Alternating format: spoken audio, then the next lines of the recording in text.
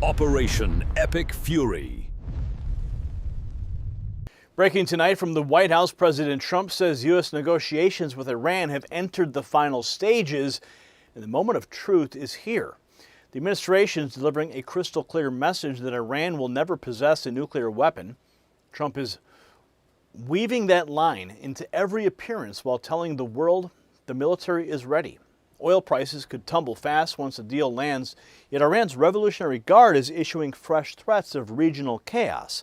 One side wants peace on America's terms, the other side bluffing from a position of defeat. So which way does this end? See, the standoff hits every American family directly through energy costs and national security. President Trump inherited a mess left by years of weakness that let Iran march towards nuclear capability. Now he's restoring leverage with a combination of military dominance, sanctions, and smart diplomacy. That is Tehran begging for talks, and a successful deal means lower gas prices at the pump, safer supply lines for our military, and proof that strength works. If Iran stalls or cheats, the alternative is swift action that protects our troops and our allies. Either outcome shows the world that America First leadership delivers results the previous administration could never achieve. The clock is ticking, and the stakes could not be higher for our economy and our future.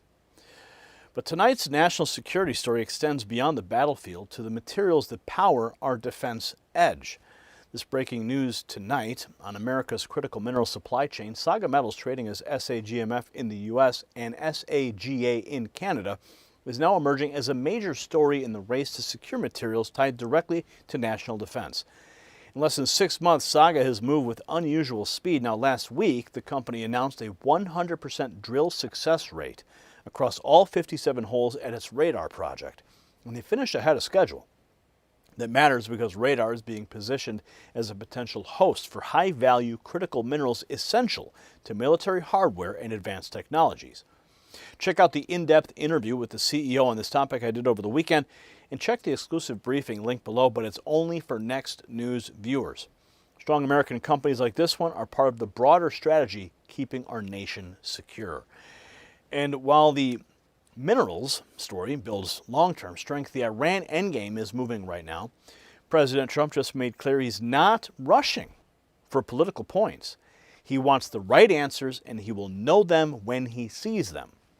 That deliberate approach has Iran scrambling and our allies watching with respect. Here's what President Trump said. We're blowing it away. We're blowing everything away, and we're going to end that war very quickly. They want to make a deal so badly. They're tired of this. This should have happened for 47 years. Somebody should have done something about it, and it's going to happen, and it's going to happen fast, and you're going to see oil prices plummet. They're going to come down. There's so much oil out there. They're going to come plummeting down. It's all going to come plummeting down once that deal is struck. He's pushing back hard on any rush for political reasons. Here he is on a tarmac. So we're going to give this one shot. I'm in no hurry. You never think, oh, the midterms, I'm in a hurry. I'm in no hurry. I'm in no hurry. The midterms, I'm in no hurry. Despite the pressure, and now we're learning that President Trump says the U.S. is in the final stages of negotiations, moving fast. Mediators working on a formal letter to end the conflict with Netanyahu. President Trump tells Netanyahu mediators are working on a letter for the U.S. and Iran to formally end the conflict. So he's coordinating with Netanyahu on the letter and made his Iran stance clear even when the question was about AI jobs. A reporter asked what Trump's message is to American families scared AI will take their kids' jobs. Listen. What's the message to American families who are scared by the rise of AI? They're worried that their kids are not going to be able to have jobs someday because AI Well, will I'll tell you, AI has been amazing because right now we have more jobs, more people working right now in the United States by far than we ever had before. And outside of the war, and I assumed the economy was going to go down, the stock market would go down 20-25%. It's actually up. The stock market is higher now than it was before I started the Iran situation. And on the Iran, I had no choice because they were going to have a nuclear weapon. We're not going to give them a nuclear weapon. But that's going to end soon, one way or the other. Oil is going to come tumbling down. There's so much oil. We have 1,600 ships in the Strait that are loaded up with oil that are going to be coming out very soon. So we'll have to see. But The military has been unbelievable. The blockade has been infallible. Not one ship has gotten through the blockade. 37 have tried. They all wish they didn't. He's asked about AI jobs, and he weaves right to Iran. So he won't give Iran a nuclear weapon no matter the topic. Now he's putting the situation right on the borderline. Yesterday you were about an hour away from making a decision. Where does that stand today? Have you heard anything from them? Right on the borderline, believe me. If we don't get the right answers, it goes very quickly. We're all ready to go. We have to get the right answers. It would have to be a complete 100% good answers. And if we do, we save a lot of time, energy, and lives, most importantly. How long will you wait? Could go very quickly. Or a few days. It could be a few days, but it could go very quickly. Iran is a defeated nation. We're dealing with some people, and we're dealing, actually, I must tell you, we're dealing with some very good people. We're dealing with people that are, I think, far more reasonable than the people that are really no longer with us. There's some people with talent, with good brain power, and we're pretty impressed by it. So hopefully those people will make a deal that's going to be great for everybody. But I don't know. Do I get what? I never get tired. But what I like to do, if I can save war by waiting a couple of days, if I can save people being killed by waiting a couple of days, I think it's a great thing to do. Wow. I don't know how this guy does it. He says they're ready if answers don't come, and Vice President Vance is confirming America stays locked and loaded. The president has asked us, has told us, to aggressively negotiate with the Iranians. Why did I go to Islamabad, Pakistan? Why did I spend, I think, probably 22 hours on a plane going there, 24 hours coming back, and then 21 hours on the ground negotiating with the Iranians? Is because we wanted to show a sign of good faith. The Vice President of the United States is willing to cut a deal so long as the Iranians are willing to meet us, again, on that core issue of never having a nuclear weapon. We think that we've made a lot of progress. We think the Iranians want to make a deal. The President of the United States has asked us to negotiate in good faith, and that's exactly what we've done. So we're in a pretty good spot here, but there's an option B. And the option B is that we could restart the military campaign to continue to prosecute the case, to continue to try to achieve America's objectives. And we could talk a little bit about what that looks like, but that's not what the president wants, and I don't think it's what the Iranians want either. We have an opportunity here, I think, to reset the relationship that has existed between Iran and the United States for 47 years. That's what the president has asked us to do, and that's what we're going to keep on working at. But it takes two to tango. We are not going to have a deal that allows the Iranians to have a nuclear weapon. So as the president just told me, we're locked and loaded. We don't want to go down that pathway, but the president is willing and able to go down that pathway if we have to. We are locked and loaded. So Vance drawing the hard line against any nuclear deal, but Iran's regime is responding with reckless new threats. The Iranian regime is breaking out into reckless delusional mode, threatening to go berserk on Donald Trump if he strikes them again. Check this out. Locked and loaded. The U.S. military is locked and loaded if talks with Iran fail. I'm Harris Faulkner. You are in the Faulkner Focus. Here is Vice President JD Vance. We have an opportunity here, I think, to reset the relationship that has existed between Iran and the United States for 47 years. That's what the president has asked us to do, and that's what we're going to keep on working at. But it takes two to tango. We are not going to have a deal that allows the Iranians to have a nuclear weapon. So as the president just told me, we're locked and loaded. We don't want to go down that pathway, but the president is willing and able to go down that pathway if we have to. President Trump says Iran is feeling the pressure, and he is not ruling out anything about what comes next. We'd have to open the strait. That would open immediately. So we're going to give this one shot. I'm in no hurry. You never think, oh, the midterms, I'm in a hurry. I'm in no hurry.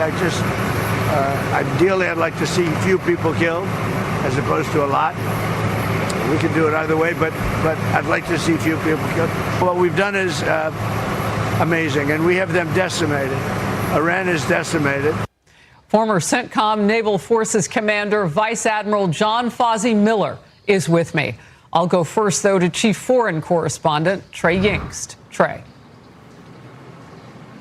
Harris, good morning. President Trump and Israeli Prime Minister Netanyahu reportedly held a lengthy phone call overnight as the region waits to see if the war will resume. Earlier, President Trump discussed his relationship and coordination with the Israeli leader.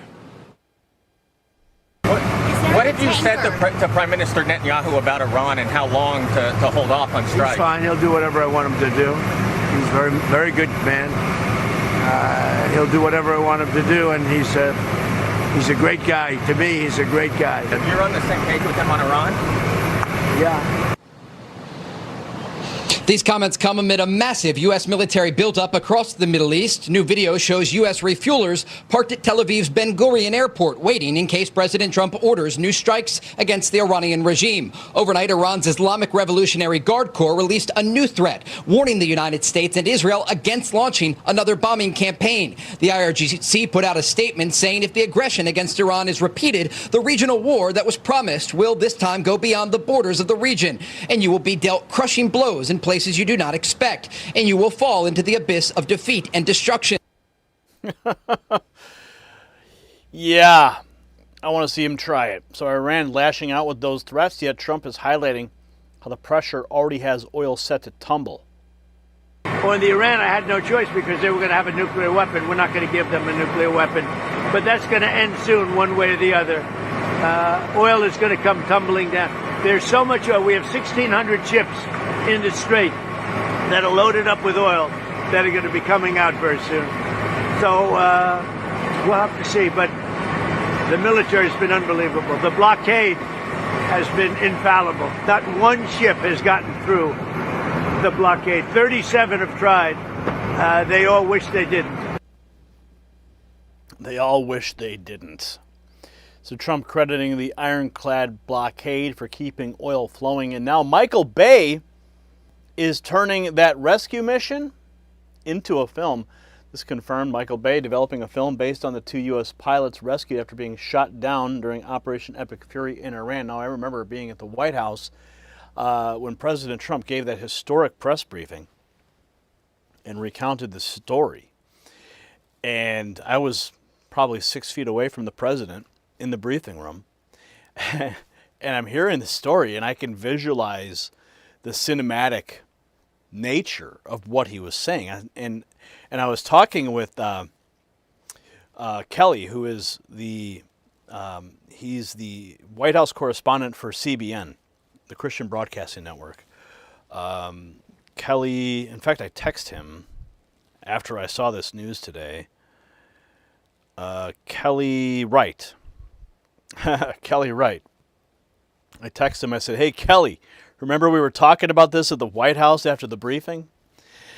And it was wild because we were both remarking like this. Someone's going to turn this into a Hollywood movie, and certainly here it is now. Michael Bay developing a film based on the 2 U.S. pilots. So we called it, and now it's happening. But Iran, better play by the rules. So this is the real peak of the moment. Iran is a defeated nation facing total isolation and economic pain. The U.S. military remains locked and loaded with refuelers and strike assets in position. Trump and Vice President Vance have drawn an unbreakable line. No nuclear weapon for Iran under any deal if the right answers come. A historic agreement ends the conflict quickly. If not, the military option activates without hesitation. So America is back in charge, and the Ayatollahs know it. So President Trump once again proves that peace comes through strength, not weakness. This is how you reset a broken relationship with Iran after 47 years of failure. Oil will flow, prices will drop, and our troops stay safe.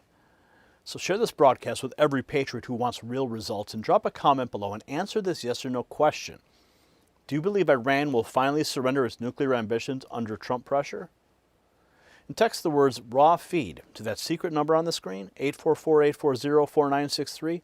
That's how you bypass the algorithm and get direct updates straight to your phone from me.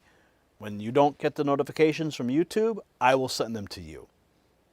And if you haven't checked out our merch shop, we got some new America 250 gear. Because with leaders like this in the White House, America wins again. And our future stays bright.